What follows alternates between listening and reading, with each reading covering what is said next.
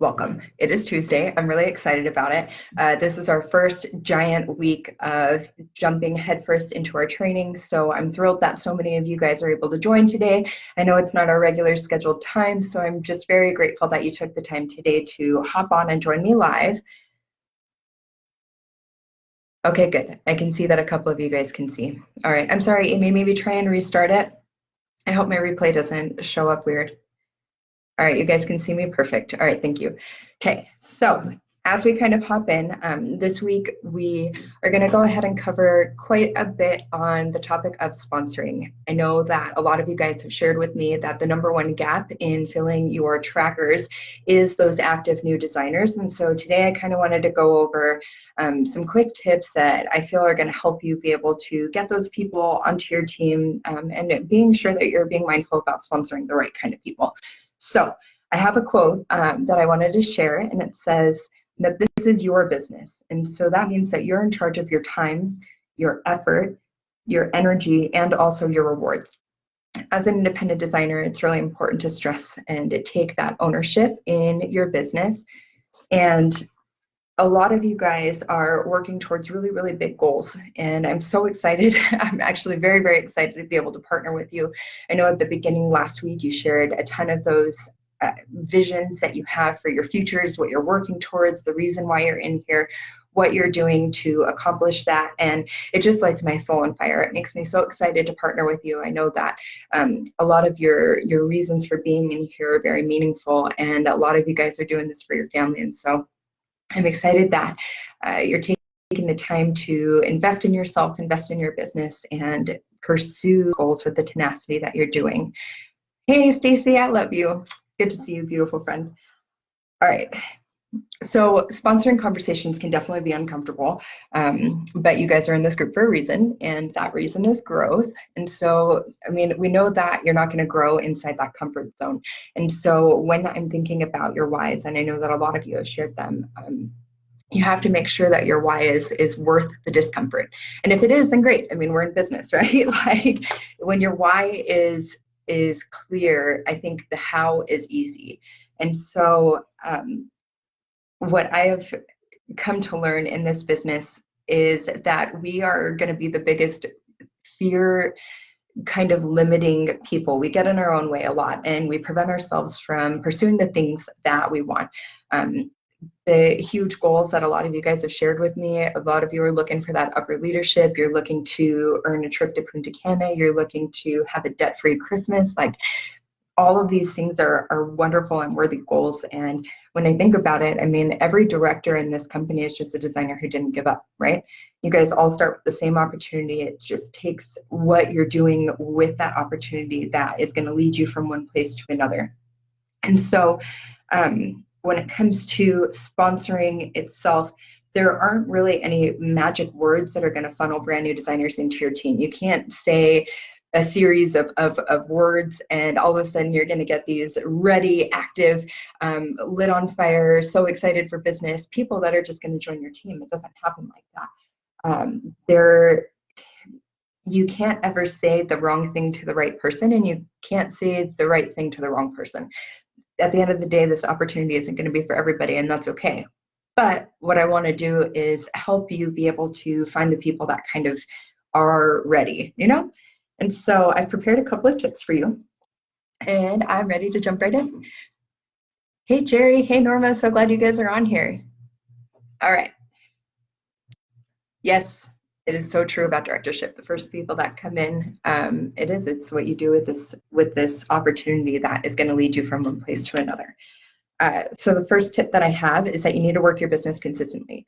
Now, this is really, really important. We talk a lot about how consistency is key, and that is applied to so many different areas of your business, but especially when it comes to working your business as a whole. People are not going to follow somebody who is only part-time available or even part-time successful. If you're regularly posting in your VIP group, you're regularly communicating with your customers, you're regularly out there striving to work towards your business, that is going to be something that is immediately going to kind of subconsciously attract people to you. They're going to see that they can rely on you. They can see that they can come to you for that advice, for that support, for that anything that they need in their business. They can trust you as their mentor, and that is going to be so, so, so important. If somebody feels that your leader is only going to show up half the days, it's not going to inspire you to work. And so when it comes to leadership in general and attracting the right people to join your team, you're going to have to start with you. You can change everybody's life around you, and I know that so many of you are passionate about that, but the first life that you have to change is yours. And so just work towards that consistency. And I think that you are going to see that increase in the people coming. The second tip I have for you, you guys, your online presence is so important. It really, really is. Please be mindful of your social media presence. Your Facebook, your VIP group, your business page, your Instagram, all of those things are your storefront. We run a social business, and so you are the actual face of your business. And something that you can do is make sure that your profile picture even is of you yourself. Okay, you want to make sure that it's you, your face, bright and clear. Try and have it look, well lit, not very messy. Try to feature some product. Those are things that are going to help brand yourself and establish you as that face of your business.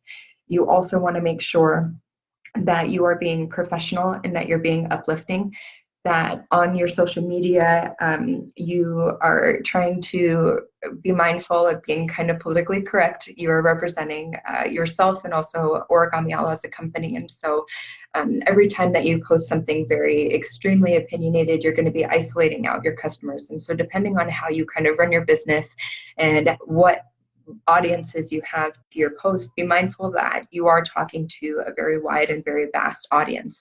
And so try to keep your social media very positive, very uplifting. Make sure, yes, Melissa, that your posts are going to be authentic, that they represent you and that they represent your business. So you want to keep it very clean and make sure that your VIPs, are always mindfully watching. Something that I've learned over time is that people are on social media for 3 separate reasons. Those primary reasons are for utility, that they get some kind of use out of this. For entertainment, we're on Facebook because we're bored. There's memes on there. There's all kinds of stuff. And also for community, we look for that place of community. And so if your page, if your social media presence gives your viewers or your audience, in a way, one of those 3 categories, if you're in alignment with that, you're going to be able to have an opportunity to develop relationships with them and be able to work together, have them attracted, have them paying attention, have them working towards being more invested in your business. And it's a quick method that we call is like the rule of 3s.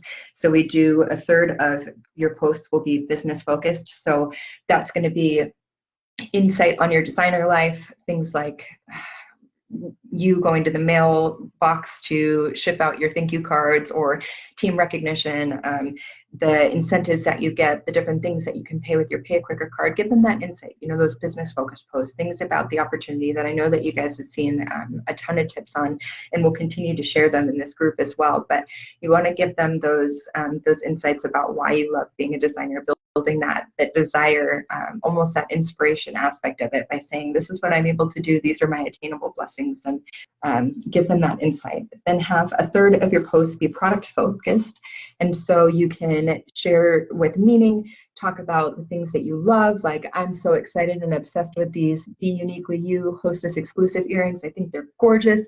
I've been posting about them, in my own life and sharing. You want to be able to share things authentically, things that you genuinely like. People can spot a con in like 2 seconds flat. And so make sure that when you are sharing, especially when it's about product, that you're sharing with meaning, that you're sharing with consistency. You focus on that connecting aspect. Find the things that you genuinely like and talk about those. And for the things that you don't, that's what the takeout menu is for. Just use your social media very strategically when it comes to your product and the business. And then for the other 1/3 of your posts, honestly, I call it public interest posts, but that's like memes. That's going to be trending stories, bad dance videos. I mean, all kinds of stuff like that. just stuff that keeps them engaging. I agree with you, Tim. Your vibe totally attracts your tribe. And I think that you want to keep people in there and you want to make it fun. You want to be light. You want to be engaging. You want to have them that are going to be finding that interest, finding that entertainment. That's how you establish community, is by doing this public interest thing, is get the people there and get them looking at it. So one of our leaders, Mary Grant, you guys, she's got a killer training in the back office. It's in the O2 Academy underneath the convention. It's the 2018 My O2 Experience or something. Her training in there on VIP groups is really, really phenomenal. I think it's absolutely worth the watch. Mary regularly sponsors from her VIP groups and from her online platforms. And honestly, she has, I think, on a consistent basis, over 20 people that are active in her front line every single month, which is a huge accomplishment. And so I would take her word for it and give that view just a quick watch, because I think that's absolutely worth it. So tip number 3 that I have for you: build relationships with your customers. In business, we do something where we kind of measure our activities based on our ROI, okay, your return on investment. In social selling, though, it's going to be that return on relationships. So you need to make sure that you are building that relationship with your customers, because this is a social business. It's social selling. You have to be social. You want to go out there and you want to get to know your customers. Then I don't mean you need to braid each other's hair and have them over for movie nights all the time. Think about like celebrities. Like, I was heartbroken, real life heartbroken, when when Robin Williams passed away. He's an actor and comedian that I have never met in my life, but I was heartbroken when he died because of the impact that he had in my life and the relationship, the one-sided relationship that I was able to develop with him over his career. And you guys can develop similar relationships in different ways by sharing little insights about yourself, giving your family your views on the world, sharing uplifting and positive things by being yourself and being just very authentically you, and different things that you can do that are going to help you get that return on that relationship, business measurable activities that you can do. I think that sending thank you videos from your family is absolutely precious. There's nothing cuter than when I send over, like if I'm helping somebody's son reach a goal that he has with his Boy Scouts troop, or I don't know, something like that. And then I get that video of the son saying, thank you so much for helping me. Like, that is precious. And those kinds of things keep you personally invested in those people's lives. That's the kind of stuff that helps you develop that relationship. You know, make sure that you do like customer appreciation events. All right. I know that there's some existing leaders that are watching this live right now. So if you have tips, big time, I would love for your support on this Facebook Live to comment below and give us tips on what you've done in your customer appreciation events. I have a tip that I posted in the idea sharing thread. Quick shameless plug for that. If you guys aren't following that post, it's our second announcement in this group. So make sure that you subscribe to the notifications for that post, because there's a lot of really great content in there already, and it's just going to continue. But today I actually posted something on that thread specifically about customer appreciation events. They're huge. It's not always about the sales pitch. It's more about saying, hey, this is me, this is a business. It's what helps connect you to your network of people, and just spoils them a little bit. And everybody loves to be spoiled. So customer appreciation events are big. Also, keep it authentic. I know that I just touched base on this, but only share what you know and what you've experienced, but keep it positive. You always, always, always, as a leader and as a business owner, you want to keep it positive. Okay, so always just share from what you know, keep it true to you, and keep it uplifting. Okay, value what you do. I got this quote today and I just thought it was so beautiful and so perfect, and I had to share it. And it says, when you undervalue what you do, the world will undervalue you. So make sure that you take real value in this. I mean, it is hard work being an entrepreneur, and you should be dang proud that you get up and do this, and that you're making a difference in your life, and that you are able to bless others' lives through your business, the opportunity to be a force for good every single day. There are so many blessings, and just find that value in it, and whatever is valuable to you from this, hold on to that, and be sure that you lead with that. Another tip on this is to connect and to communicate consistently. Again, consistency is key. You want to make sure that your network of people know when you're going to reach out, that in fact, that they'll even expect for you to reach out, and that it'll be weird if they don't hear from you. All right, you want to stay consistent and make sure that it's, again, not just a sales pitch. You want to be sharing with meaning.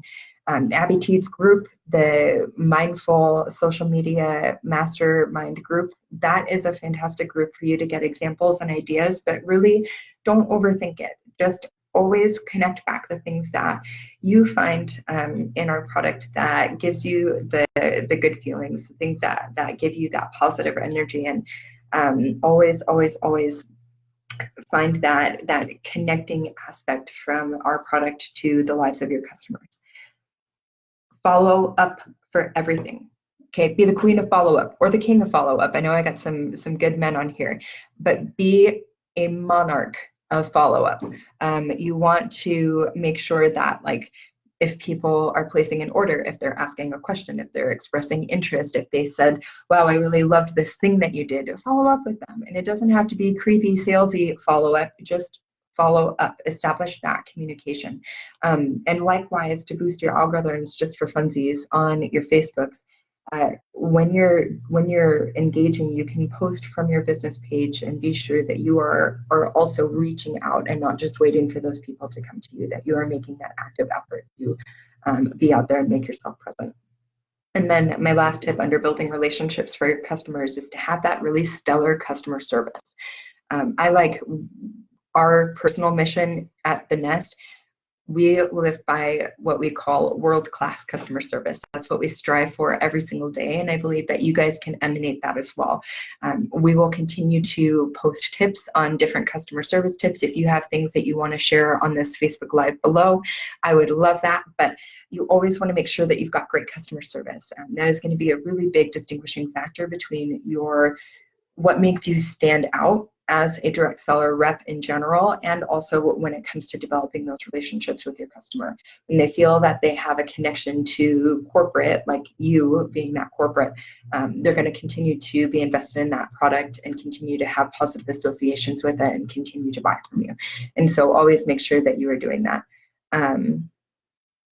So my tip number 4 is you got to get over the fear. You really do. You got to get over the fear. If somebody is going to call you and they are placing more than one order, all right, an average log it look is about $65 to $95. If somebody's placing more than one of those, have them get the kit.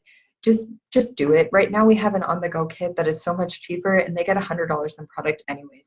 And so they can use that product to credit to get the look that they wanted anyways, and have the discount then to shop for themselves to get their Christmas shopping done. Anything like that. Don't be afraid to ask people, even if they're just coming in for a sale. Convert your customers if you want to, and you can have them as discount divas through the season, or most of the time they will convert to full-time designers. Sometimes they won't, but just don't be afraid to offer it. Not only are they going to get lockets and charms and chains, but they're also going to get that designer discount for all of their future shopping. Don't be afraid to ask when you're following up. So if you're calling somebody and they just place an order under you and you're saying, hey, I was just following up and seeing how your order is going. Did you receive it? How do you love it? And your customer is so excited. And they're like, oh my gosh, it's beautiful. I can't believe how amazing this is. The quality is like insane in person. I'm so ecstatic. You know what you can say to that? Say, girlfriend, I love that. I'm so excited that you love your order. Dude, I got to tell you about this kit that we have right now. You will not believe this deal. And then lead with that. Okay, talk to them. Go over your spiel. Don't be afraid to ask people or offer the opportunity, especially your customers that are so excited when you're following up. Also, focus on expanding your network, and don't be afraid to ever ask for contact information. So if you're out there, you're out and about, somebody comments on your jewelry and they love it and say, hey, this is origami, have you ever heard about it? And they say no, be like, I would love to tell you more about it. I just want to send you over a catalog. Do you mind if I grab your phone number? And you text them the digital catalog. That thing is gold. Gold. It is such an easy link. It saves you so much money on having physical toms, even though there's a ton of value in having a physical catalog. Being able to send somebody that digital catalog right off the bat like that is such a great tool. So utilize that. If you are an O2 app subscriber, there's unlimited ways to share from that app just straight from your phone. There are things that you can do if you're not an app subscriber, though I do highly recommend it. But you can always work on expanding your network. We're going to have a ton of tips posted about that later in the week as well, and later throughout this month, but keep an eye on expanding that network. If you are a storefront, it's the same thing. You can't have the same 20 people in there shopping, all right? You always have to be working towards getting those new people, finding somebody new that you can bless their life with this. But at the end of the day, like, there's a ton of opportunities around us. A ton. There are so many now hiring signs in stores everywhere that I go. I'm seeing that everybody is hiring for seasonal help. It is everywhere.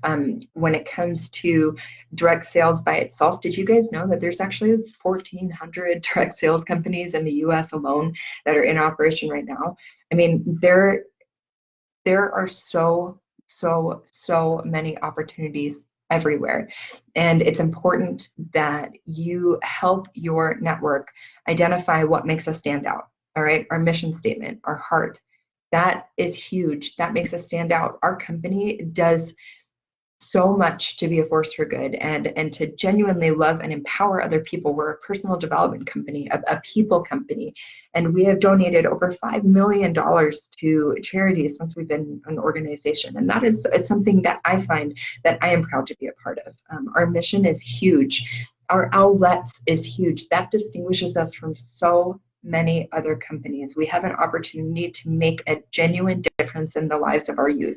And you should utilize that and focus on that. And on top of that, our outlet teams are 30 to 40% more productive than a standard designer team.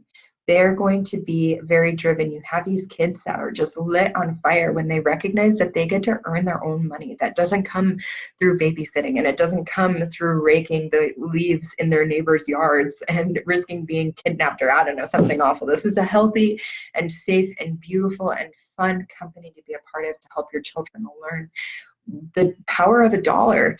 And so don't forget about our outlets. Utilize that opportunity. Do outlet opportunity meetings and talk about our youth and what this program does. And then the third thing that distinguishes us from everybody else is you. You are an amazing person, an amazing leader, and you've done the hard work and are continuing to do the hard work to set yourself up to make sure that you at least know what your resources are and you can help somebody make a difference in their life. You have that power to give somebody, I don't know, a debt-free holiday season, to give them an opportunity to earn a vacation, to help somebody who hates their job have a little bit of fun and have a really, really nice side hustle and pay for extra shoes, or I don't even know, a new purse if they want, teeth whitening, cosmetic, whatever stuff. I mean, the opportunities are endless. Somebody who's going through a rough patch, you give them the chance to get back up on their feet, or somebody to get a free vacation, free travel, again, impacting our youth and helping our youth and developing those leaders, our future leaders of this society.